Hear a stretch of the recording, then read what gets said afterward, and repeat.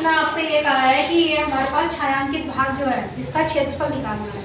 ठीक है, छायांकित भाग आपके पास इस एक एक खेत का क्षेत्रफल दे रखा है, खेत की लंबाई है और चौड़ाई है। कितना है ये लंबाई? 50। यहाँ से इसकी चौड़ाई कितनी है? 40। ये भुजा 40 है तो इसके सामने की भुजा 40। ये वाली भुजा हमारे पास 50 मीटर है तो इसके सामने की भुजा 50 मीटर। इस खेत के बीच में से हमारे पास रास्ता निकाला गया है 5 मीटर चौड़ा। यहाँ से ये पट्टी भी 5 मीटर है, यहाँ से ये वाली पट्टी भी हमारी कितनी है? 5 मीटर। अब दोनों पट्टियों में ये जो हमने यहाँ बनाया है क्रॉस, ये क्या है हमारे पास? कॉमन भाग है जो इस वाले रास्ते में भी आ रहा है, इस वाले रास्ते में भी आ रहा है, दोनों जगह यहाँ टकराव हो रहा है।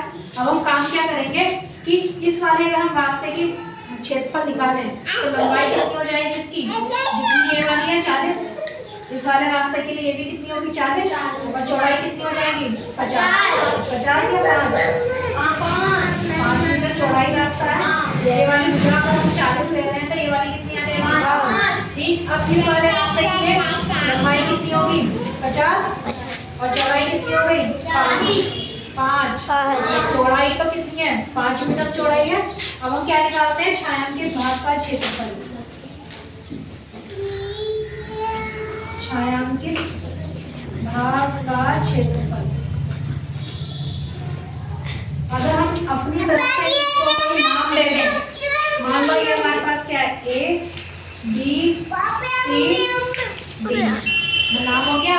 इस वाले भाग को हम ले लेते हैं E F G H।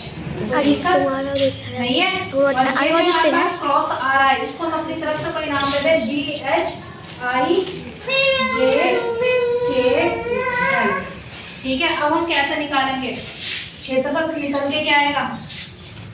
A B C D का क्षेत्रफल, A B C D का क्षेत्रफल इसी भाग में हमें जोड़ना पड़ेगा।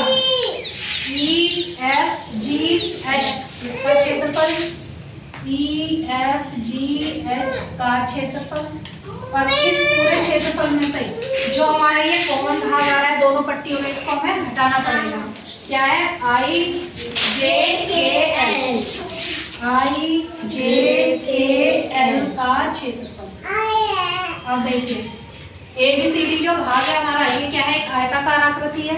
आयत का क्षेत्रफल क्या होता है? लंबाई गुणा चौड़ाई। लंबाई कितनी हम ले रहे हैं? मान लो A से लेके कहाँ तक लेंगे? D तक। A से लेके D तक लंबाई, चौड़ाई कितनी ले लें? चाहो तो A भी ले लो या DC ले लो, जो हमारे पास आ रही है। हमने क्या ले लिया? A B। अब देखते हैं E F G H, ये भी एक आयताकार आकृति है। आयत की लंबाई क्या ले लें? E से लेके चाहो तो H तक ले लो या F से लेके G तक ले लो, जो आपको अच्छी लगे।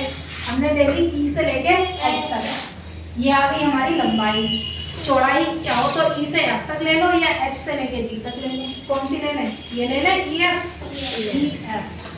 और ये देखिए ये कैसा है? ये इधर से ये 5 है, इधर से ये भी 5 है, तो कैसी हो गई? वर्ग। वर्ग का क्षेत्रफल क्या होता है? भुजा का स्क्वायर। ठीक है, तो भुजा चाहो तो भुजा का स्क्वायर लगाओ या लंबाई चौड़ाई लगा लो। लंबाई गुना चौड़ाई दोनों बराबर ही है, 5 गुना 5 5 का वर्ग ही आएगा। तो हमने क्या कर दिया? I J इसका वर्ग, ये वाली भुजा का वर्ग। कोई सी भुजा ले लो, इधर से ले लो। अब देखिए A से लेके B तक कितनी होगी? 40।